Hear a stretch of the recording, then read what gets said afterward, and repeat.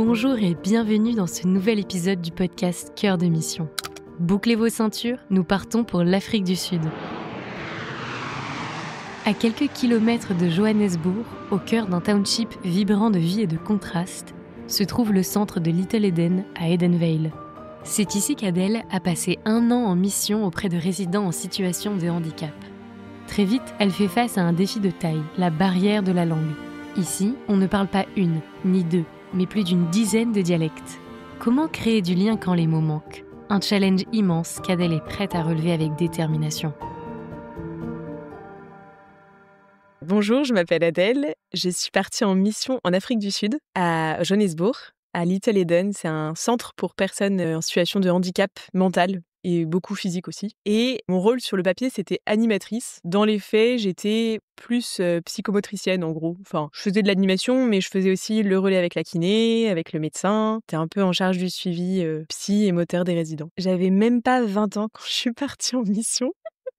Et je cherchais une année pour me donner, pour me mettre au service, au milieu d'une vie étudiante où en fait on est très centré sur soi-même. On réfléchit à ce qu'on veut soi, pour faire comme métier pour soi, on veut réussir pour soi. Et là j'avais envie de prendre un peu de temps pour me donner. Et j'avais aussi le goût de l'aventure. C'est aussi pour ça que j'avais choisi Fidesco, parce que j'étais contente de pouvoir aller à la découverte d'autres cultures, d'autres pays, d'autres horizons. Je parlais déjà un peu anglais et un peu espagnol, donc ça m'effrayait pas. Je savais que je ne partais qu'1 an parce que c'était pour une année de césure. Donc je me disais, bon, apprendre une langue complètement nouvelle alors que je pars qu'1 an, c'est dommage parce que ça sera compliqué. Mais j'étais vraiment contente de pouvoir parler d'autres langues. Donc partir dans un pays anglophone ou hispanophone, ça m'amusait beaucoup. Et il se trouve que je suis arrivée en Afrique du Sud. On parle pas seulement anglais, mais on parle aussi le zoulou, le xhosa, le sotho, le spedi. Enfin, il y a 11 langues officielles dans ce pays. Donc en fait, j'avais pas une langue à apprendre, ni 2, ni 3, mais 15. Et puis je suis arrivée au centre. Et à Little Eden, comme c'est des handicaps assez profonds,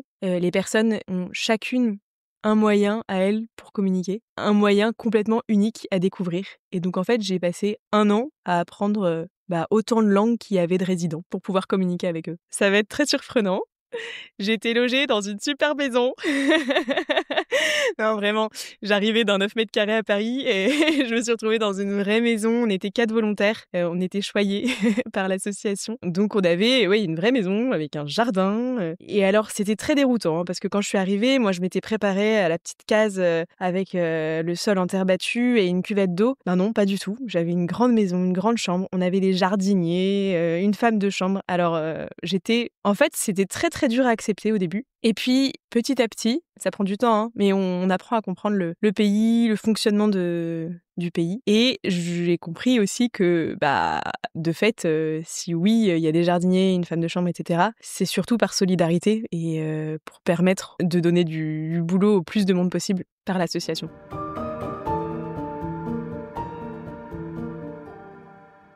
Quand on est arrivé à l'aéroport, il y avait Laure, qui est une volontaire qui était déjà là sur place depuis 1 an, qui est venue nous chercher, Sarah, ma co-volontaire, et moi, avec, je crois, la responsable des volontaires de l'association, Zama. Et trop gentiment, elles nous ont amenés à Little Eden. Et à peine arrivés, on est parti avec Sister Maritza, qui était une infirmière, qui nous a fait faire le tour de toutes les ailes de Little Eden. Et donc, en moins d'1 heure, on a parcouru le centre de long en large et en travers.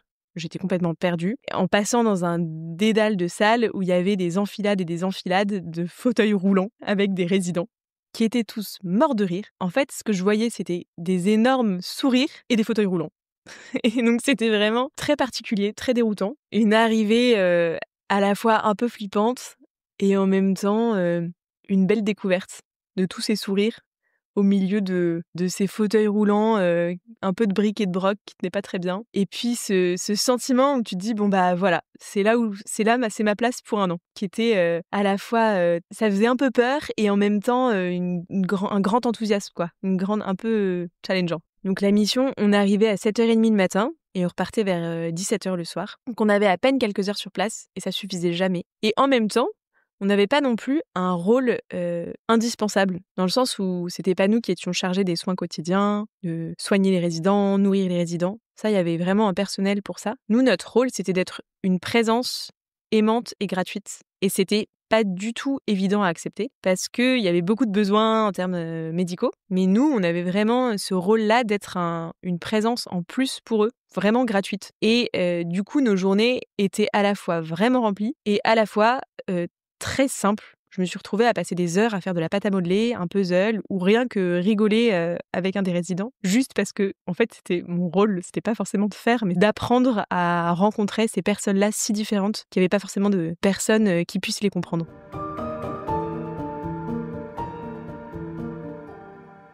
Donc j'ai su que je partais en mission en Afrique du Sud et en fait je connaissais déjà un peu ce pays parce que j'avais eu la chance d'y aller quelques années auparavant pour une sorte d'échange scolaire et enfin je m'étais retrouvée dans une famille, j'allais à l'école avec une fille de mon âge, etc. Et je m'étais un peu rendu compte de la réalité de ce pays-là, qui est quand même une réalité très particulière. C'est un pays qui a quand même été marqué par l'apartheid pendant des années, où les rapports du coup entre personnes blanches et personnes noires sont très compliqués. Il y a beaucoup de divisions, beaucoup de blessures. C'est un pays extrêmement divisé. Ils parlent pas la même langue. Ils partagent, enfin, il y a des frontières partout parce qu'il y a des pays enclavés dans le pays. Enfin, c'est n'importe quoi. Ils ont pas, il y a des rythmes complètement différents. Ils ont pas les mêmes cultures, les mêmes repères, les mêmes. C'est vraiment 15 pays en un. Mais il y a une chose qui les réunit, c'est le barbecue. Et ça, c'est rigolo. Donc, franchement, c'était une belle surprise de se rendre compte qu'il y avait quand même un point commun qui réunissait tout le monde.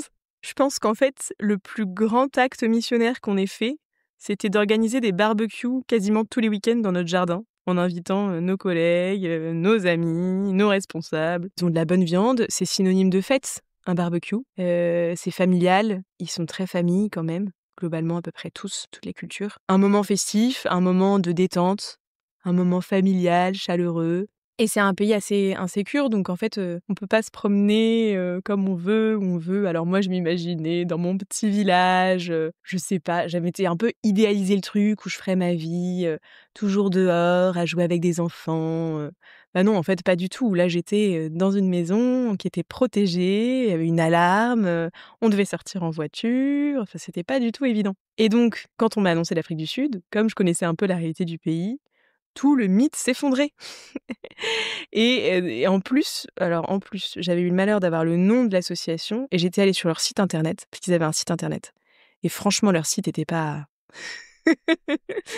Bon, voilà.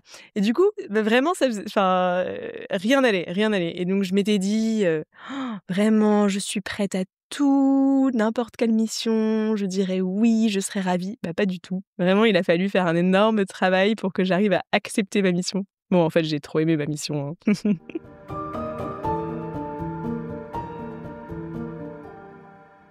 Alors, le matin, on partait en voiture de la maison vers 7h15, quoi, pour arriver à 7h30 à Little Eden.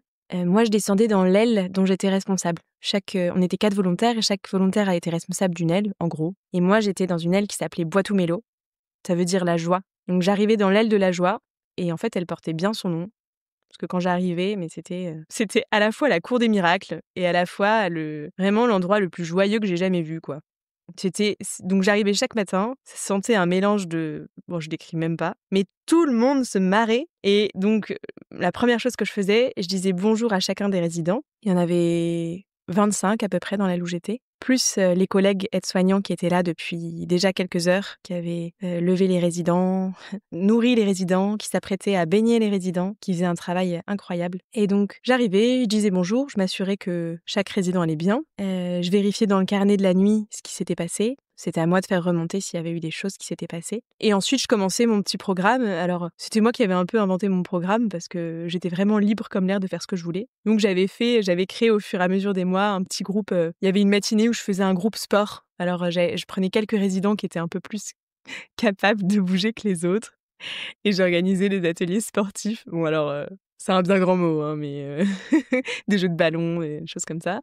Il y avait une matinée, c'était un atelier artistique avec ceux qui aimaient bien peindre. Il y avait, enfin bref, plein d'ateliers comme ça. Et puis, j'avais aussi des temps après de sessions individuelles avec certains résidents. Et puis, donc là, pour les faire progresser sur tel ou tel point où je savais qu'ils pouvaient travailler. Par exemple, un résident qui avait une paralysie cérébrale a un âge assez avancé. Donc, il avait déjà été à l'école et il avait pas mal de restes. Donc, en mathématiques, il était carrément capable de faire des opérations. C'était le seul, évidemment, de toute l'aile. Et donc, il était vraiment demandeur. Je pouvais passer pas mal de temps avec lui pour faire des opérations. Un autre qui met particulièrement en jeu. Alors, on pouvait passer des heures à faire ce jeu-là. Et bon, c'était gratuit. Il n'y avait pas forcément de progrès à attendre en termes cognitifs ou moteurs. Mais voilà, c'était pour avoir un temps ensemble. Et puis, petit à petit, apprendre aussi à travailler et à communiquer avec ceux pour lesquels je m'étais pas du tout intéressée au départ.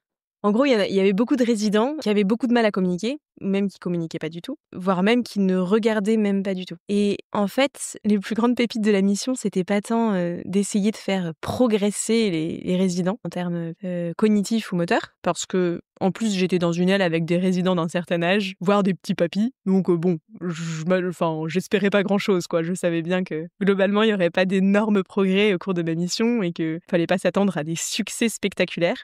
Mais par contre, j'ai compris au fur et à mesure que les vraies pépites, ce serait quand j'arriverais à comprendre un résident que je comprenais pas encore. Par exemple, un résident qui est incapable de bouger, qui regarde à peine, eh bien, le moment où tu vas comprendre son fonctionnement, son mode de raisonnement. Il m'est arrivé une fois d'être face à un résident, mais vraiment, il regardait même pas les personnes. Je me disais, mais c'est pas possible, quoi.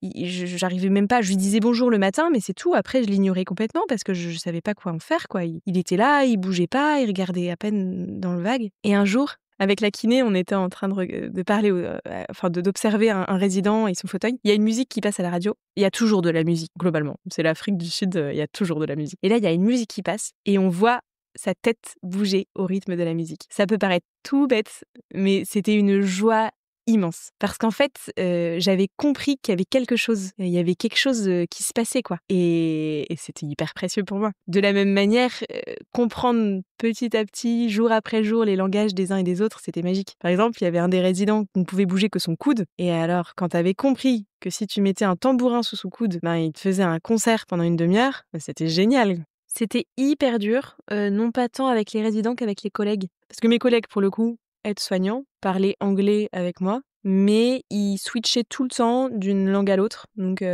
entre eux, ils parlaient jamais anglais, par exemple. Ils parlaient Soutou, Kossa, Zoulou. Puis en plus, ils changeaient d'une langue à l'autre au milieu de leurs phrases. Enfin, je comprends pas comment ils font. Ils sont trop forts en langue là-bas. Et du coup, comme ils ont tous 5 ou 6 langues dans leur...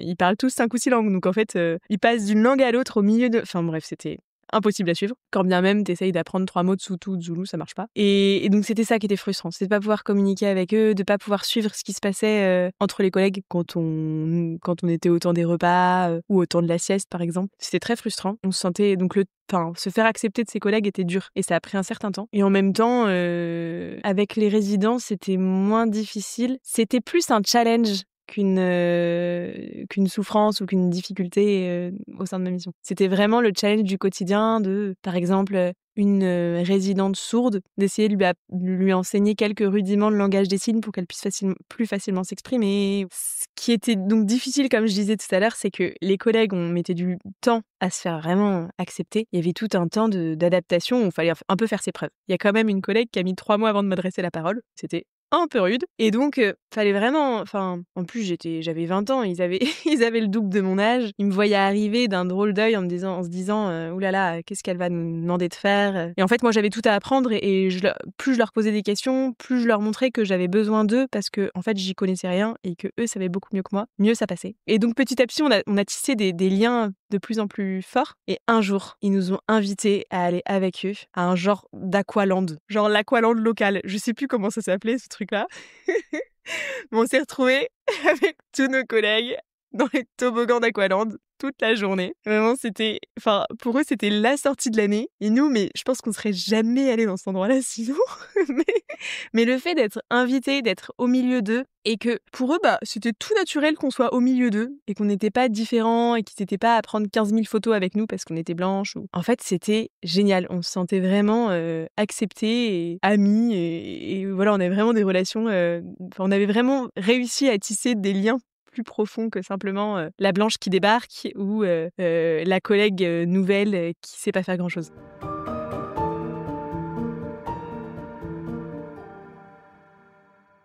Ouh là là, il y a beaucoup de fruits à une mission d'1 an avec Fidesco. beaucoup, beaucoup.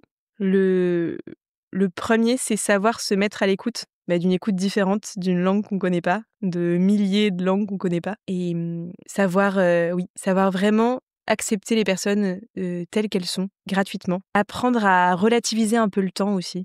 Je pense que j'ai appris à considérer le temps et la vie différemment parce qu'on était vraiment déjà c'est l'Afrique donc c'est sûr qu'en termes de temporalité, c'est autre chose qu'en France et à Paris et puis, le temps des personnes, en situation de handicap n'était pas le même que nous. C'est un autre rythme, un autre tempo, mais c'était une belle découverte, un beau fruit et puis, il y avait plein d'autres fruits, hein, mais je peux pas tout dire.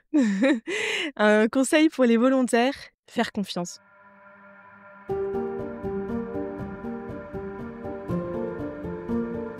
Merci Adèle pour toutes ces histoires que tu nous as racontées. Tu as su relever le défi de la langue avec brio, prouvant que la communication va bien au-delà des mots. À travers les gestes, les regards et les moments partagés, tu as créé de vrais liens avec les résidents de Little Eden. Si cet épisode vous a plu, n'hésitez pas à le partager et à nous laisser un commentaire, à vous abonner et à nous suivre sur les réseaux sociaux. Et si vous aussi vous vous sentez l'âme d'un volontaire, venez faire un tour sur notre site fidesco.fr/partir. On se retrouve le mois prochain pour un nouvel épisode de Cœur de Mission. À bientôt!